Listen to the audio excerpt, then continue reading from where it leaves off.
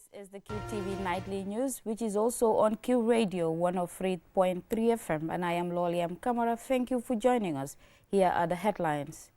The expanded program on immunization EPI team under the Ministry of Health and the WHO held a press briefing discussing the nationwide measles, rubella, MR vaccination campaign.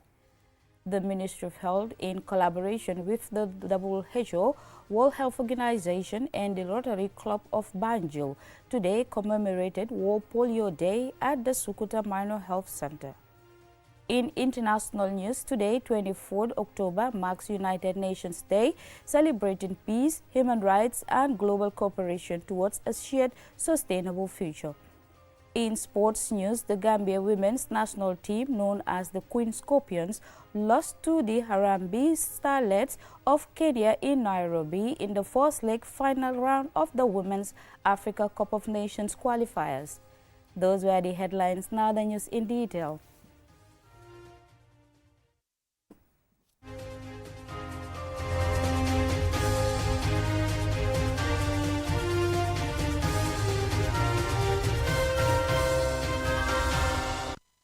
Thank you for joining us. The expanded program on immunization EPI team under the Ministry of Health, together with partners, held a press briefing on the nationwide measles, rubella, MR vaccination campaign. Mam Nabuka has the rest of that story.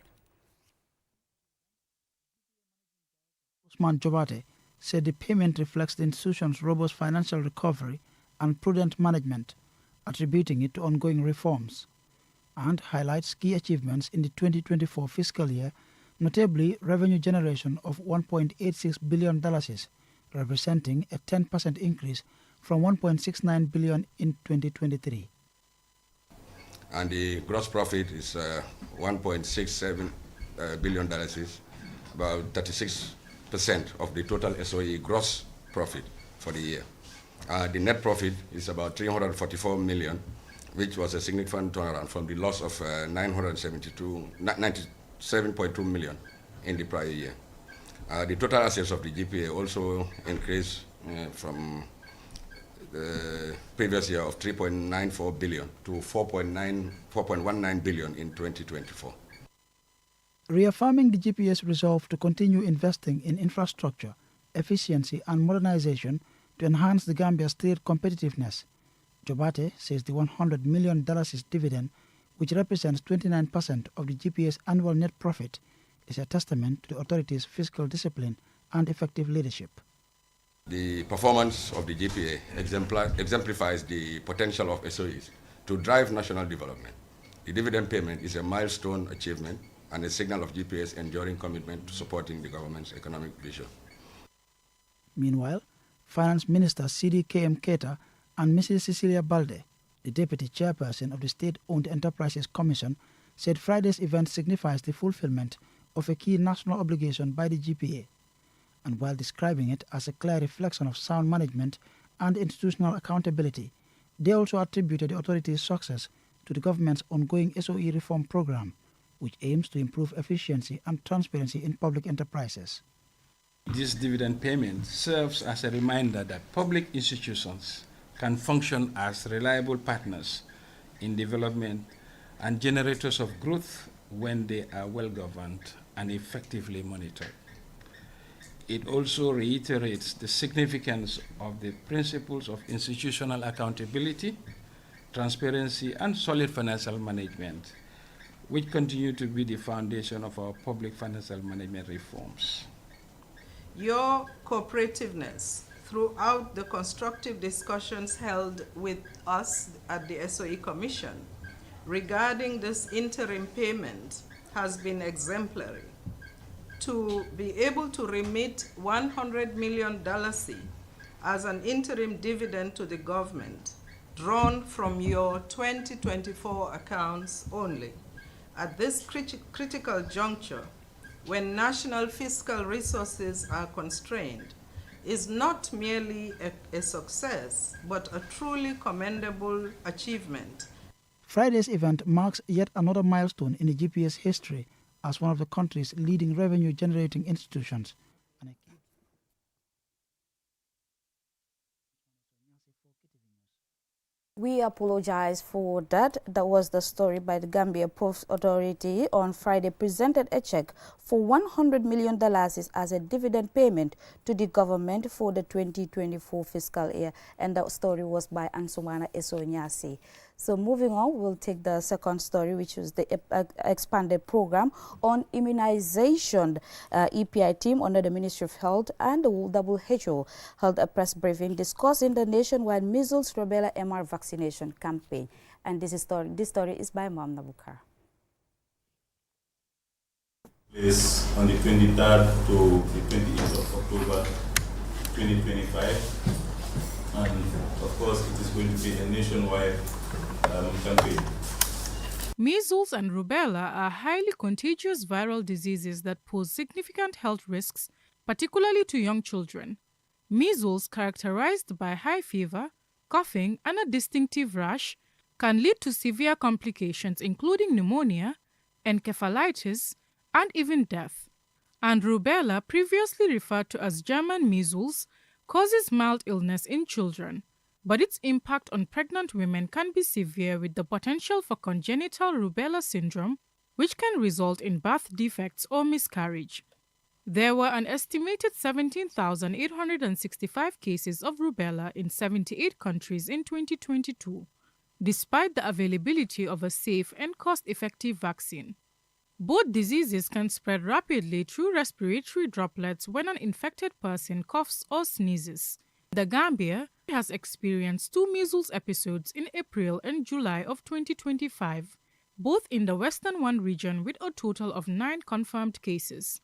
To address this public health challenge, the upcoming MR vaccination campaign aims to boost immunization coverage in areas with declining vaccine uptake, prevent outbreaks, and protect vulnerable populations. Saharu Kante, the Senior Program Officer of the Expanded Program on Immunization at the Ministry of Health, shares what the campaign entails apart from the MR vaccination itself. So all children 6 to 59 months will be given the vitamin A supplementation. Children 12 to 59 months will be given the warming tablet, which is the mebendazole. But again, all children 0 to 5 years will also be given selected vaccine that they have missed during their vaccination. So it is important that the parents bring along their vaccination card so that we can record the vaccine that we were given.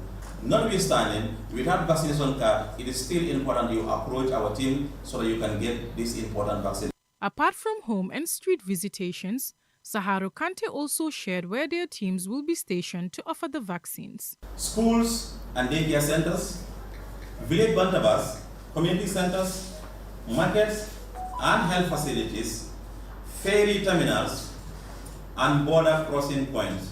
All vaccines and the supplements are free, safe, and effective. Dr. Umi Jan is a WHO immunization officer, and Siddharth Fofana is the program manager of the EPI at the Ministry of Health. UN agencies work very, very closely with the Ministry of Health in coordination, technical support, and financially to ensure that all the vaccines are given in a safe manner. The best form of control is to make sure that every child within this age in the Gambia is vaccinated and protected. So the disease will not have any point of entry. So the germs will come and go to countries that have not vaccinated or families that have not vaccinated their children. So that is why you people are very important. The Ministry of Health reaffirms its commitment to continue safeguarding children's health across the country. Mamna Buka, reporting for QTV News. We'll stay with the Ministry of Health as in collaboration with the World Health Organization and the Rotary Club of Banjul commemorated World Polio Day at the Sukuta Minor Health Center with this year's theme, End Polio, Every Child, Every Vaccine. Everywhere, the day reinforces the critical importance of vaccination in protecting children's lives and strengthening public health systems worldwide. Jacqueline Colley has more. Since its establishment in 1988, World Polio Day, observed annually on October 24th, continues to serve as a vital platform to highlight global efforts towards reaching a polio-free world. It also honors the unwavering dedication of health workers, volunteers and organizations on the front lines of the fight to eradicate the disease from every corner of the globe. The day reinforces the critical importance of vaccination in protecting children's lives and strengthening public health systems worldwide. It reminds the global community that sustained commitment and collaboration are essential to finally co-signing polio to history. Dr. Nathan Bachaita Nsubuga, after seeing the turnout of the elderly during the commemoration, emphasized on the importance of the community's awareness of the virus and its importance to be vaccinated. But as we know, a campaign will not do it alone. We have to continue with routine vaccination, because just after you finish the campaign, another Zambian will have a baby and many more will have babies. So let's not just say we had a campaign, but let's continue going for the routine immunization so that we ensure that every child everywhere is vaccinated. Is Daudandur, president of Rotary International Banjul, on Rotary's contributions in eradicating polio and raising awareness. Since the launch of the Polio Plus program in 1985 by Rotary International, Rotary has contributed over $2.9 billion and has helped protect more than 2.5 billion children from the polio virus. Through consistent fundraising, public awareness and campaigns like the ones that we are currently having, and extensive vaccination drives, Rotary members worldwide have been at the forefront of the global fight for polio eradication. The Gambia was declared polio-free in 2004. However, the country has continued its vigilant fight against the virus. In both 2021 and 2024, traces of the polio virus were detected in certain parts of the country, prompting renewed efforts to strengthen surveillance and vaccination campaigns. Dr. Mamadou Nyasi, Director of Health Services, emphasized that while significant progress has been made, more work remains to be done to ensure the complete eradication of polio in the Gambia. We gather here today, we must acknowledge that despite global progress, polio virus remains a threat. The emergence of circulating vaccine-derived polio virus type 2 in some countries serve as a reminder that until every child everywhere is protected, no child is truly safe. As the commemoration ended, experts and partners reaffirmed their commitment to safeguarding every child through sustained vaccination and public awareness efforts. With continued collaboration between communities, health workers, and international partners, the goal of a polio-free Gambia can not only be maintained, but strengthened, ensuring that no child is left vulnerable to these preventable diseases. Jacqueline Coley reporting for KTV News. We will now go for a commercial break. When we return, we have national, international, and sports news stories. Do stay tuned. Tariff in the Gambia and enjoy crystal clear calls and super fast internet at the cheapest tariff, only with QCell. Rush now and grab your free QCell SIM card today from any of our care centers near you. QCell, the biggest network with the cheapest tariff. QCell Senior Boss. We innovate, others follow. Browse with us. QCell brings you a promo like never before. Get unlimited internet for just $25. Yes! Recharge $25 and enjoy the convenience of free internet from 1 a.m. to 6 a.m. every day with our Browse with Us promo. With this amazing offer, you can browse, stream, and download all your favorite movies for free. So why wait? Recharge $25 today and enjoy free internet only with QCell between 1 a.m. to 6 a.m. For more information, call customer care on 111. QCell, Senior Bus. We innovate, others follow. Terms and conditions apply.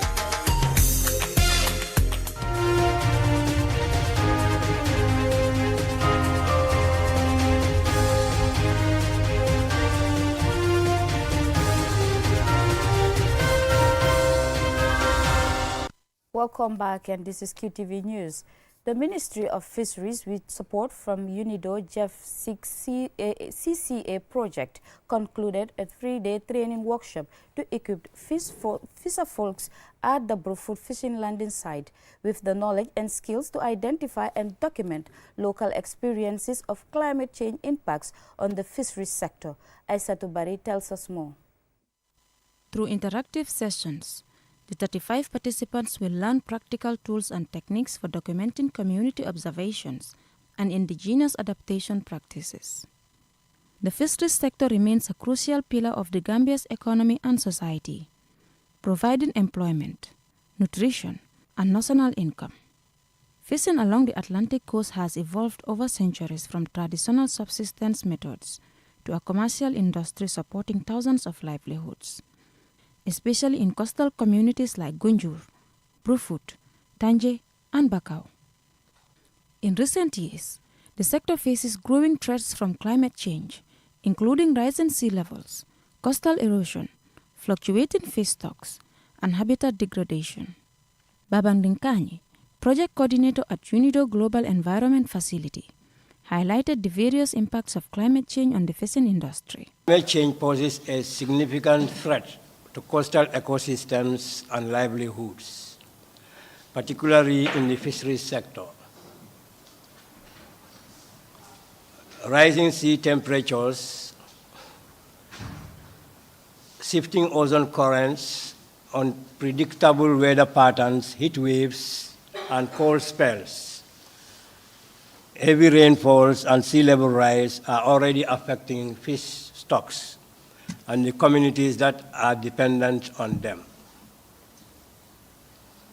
In the Gambia, where fish is one of the primary sources of protein, these impacts jeopardize national food security, especially for the most vulnerable populations. Mamadou Rijalo, the training consultant, provided a brief definition of climate change and explained the difference between climate change and climate variability.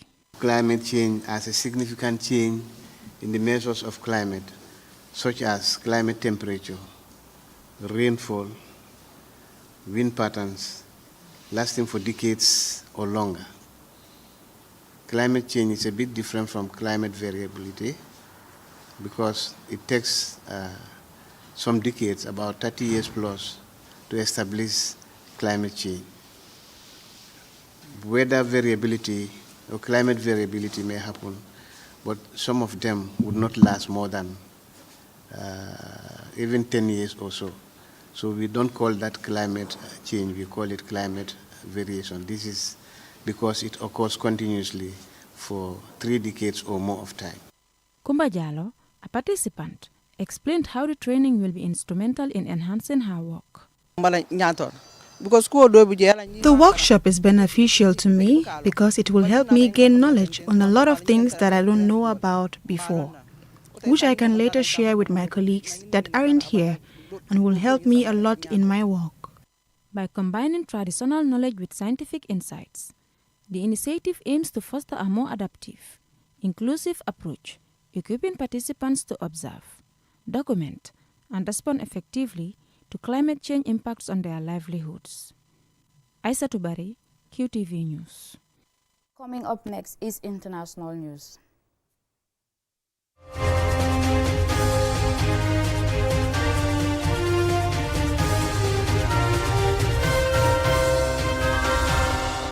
United Nations Day is annually celebrated on 24th October, a moment to celebrate peace, human rights, and international cooperation while renewing collective commitment to a shared and sustainable future. The Gambia this year also celebrates 60 years of UN membership. Aisa Tubari again. This year marks the 80th anniversary of the United Nations founding, a landmark that invites both celebration and sober reflection. In recent years, especially since its 75th anniversary, the organization has emphasized adaptation, reform, and renewal in the face of evolving global crisis. With this year's theme, Building Our Future Together, expressing the aspiration that global cooperation must be reinvigorated to address existential threats, climate change, inequality, conflicts, pandemics, and technological disruption. In 1945, representatives of 50 countries met in San Francisco at the United Nations Conference on International Organization to draw up the United Nations Charter. The United Nations officially came into existence on the 24th of October 1945, when the Charter had been ratified by a majority of signatories, ushering in a new chapter in global governance, cooperation, and collective effort to prevent war and advance human dignity. Shortly after gaining full independence from British colonial rule, The Gambia joined the United Nations on the 21st of September 1965 as a sovereign state. This was the moment the UK's Deputy Permanent Representative to the United Nations, Sir Roger Jacqueline, proposed the Gambia's admittance, which was followed by then Prime Minister Sir Dawda Jawara and his entourage walking into the Assembly chamber. President, it has become traditional in this Council that when a former colonial territory, now independent, seeks admission to the United Nations, the former administering country should sponsor and speak to its application. This is the privilege of my delegation today in respect to the Gambia. Later that day, the Gambia's flag was raised outside the UN building, next to that of Singapore, the other country admitted as a new member that day.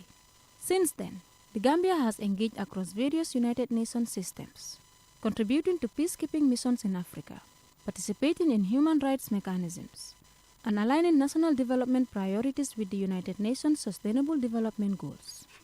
United Nations Day celebrations in the Gambia is an opportunity to reflect on how the UN and its agencies continue to support the country's national priorities, from climate resilience and fisheries to youth development, health, education, gender equality, and sustainable livelihoods.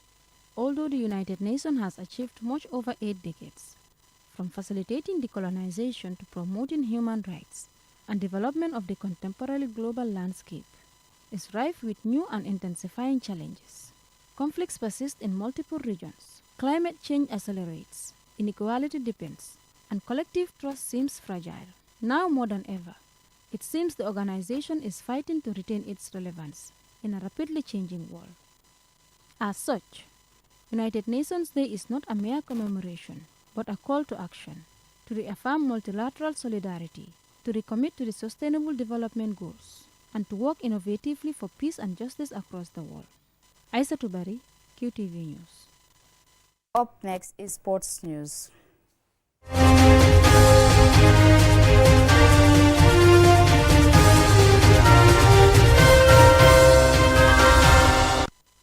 The Gambia women's national team, known as the Queen Scorpions, lost to the Harambee Starlets of Kenya 3-1 in Nairobi in the first leg final round of qualifiers of the Women's Africa Cup of Nations qualifiers. Our sports reporter Mobudu Gajaga was watching and he now reports. It all started well for the Queen Scorpions, who stunned the home crowd at the Nyayo Stadium in Nairobi with a Fatu Kante strike just 3 minutes into the match. The Harambee Starlets responded after being awarded a penalty in the 12th minute. Mwanelima Adam stepped up to take the resultant spot kick, sending Gambia's keeper Aminata Gay the wrong way. They then took a grip of the game 2 minutes later. Striker Fazila Adiombo dribbled past 2 Gambian defenders before hitting it low into the bottom right corner. Gambia's goalkeeper Aminata Gay was substituted due to injury with the scores at 2-1 in the 31st minute. Mary Gomez replaced her but couldn't prevent further damage as Opisa, who had already had a brilliant game, latched on to a beautiful pass to beat Gomez with a low-footed effort, making it 3-1. The Kenyan team dominated possession and created many scoring opportunities to make it an even more emphatic scoreline, but they were wasteful in attack. The Queen Scorpions, despite some sloppy play going forward, were able to deal with pressure at the back to maintain a more respectable scoreline. The Gambia has one more chance to turn around what is already a difficult situation on Tuesday, the 28th of October, in Thiès, Senegal, which is the return leg and home tie for the Queen Scorpions. However, they will need to up their game considerably to turn this tie around. A draw will be enough for Kenya to qualify for Morocco 2026, the first edition to feature 16 teams, with the top 4 earning automatic qualification to the 2027 FIFA Women's World Cup in Brazil. Mamudu Gajaga, QTV News. Also in sports news, SITS Academy Football in Kitty is a grassroots football academy nurturing young footballers to harness their talents, coach and mentor them in choosing the right career path. Our sports reporter Mamadou Gajaga visited their training ground ahead of their final against Jarusi Talents Academy, and he now reports.